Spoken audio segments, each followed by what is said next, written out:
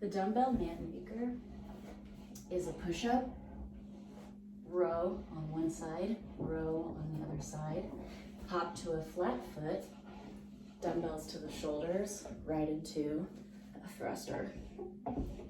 We could also modify this. Make sure that the dumbbells are just outside of the shoulders so you have space to touch the floor. Go to your knees for the modification. Your chest touches. I like to bring one hand more towards the center to find my stability. I'm gonna row to the side, row to the side. The goal is to make sure that our butt isn't in this kind of crawling position, but rather it is down so my knee, hip, and shoulder are in alignment during the row. But then hop to your feet, bring it to your shoulders, full squat, extending the arms overhead. So that is our man maker. A couple points that I want to just kind of walk through this is, I kind of touched on this before, but make sure there's enough space between the dumbbells to touch your chest all the way to the floor. If you come down and your dumbbells are too close, you're going to restrict your range. It won't count as a rep. When you do the dumbbell row, it's going to be a little bit difficult under fatigue, but focus on not letting your chest open like this, but rather have one hand under the center of your body, so that way you can stay as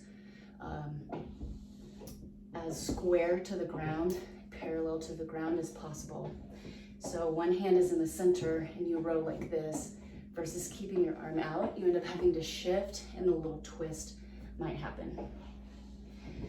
Next, when you come to your feet, whether it's a jump or a step, I want your heel to come up. This is very important because if you bring your toes up, you end up shearing at your knees. We don't want that. Plus, we have to deadlift the dumbbells up to the shoulders. So that's going to be really difficult if we kind of hop up to our toes. So you can step up or jump up and get these dumbbells to the shoulders. Now for your squat, I want you to really focus on keeping the ribs pushed inwards and the pelvis tucked under and getting a full range deep squat here. So my hip crease is below the kneecap. When you drive up, get a little pop of the hips to help those dumbbells get overhead. Now when you're overhead, I should see the dumbbells are right next to the ears with your arms. What we don't want to see is a press out in front of you.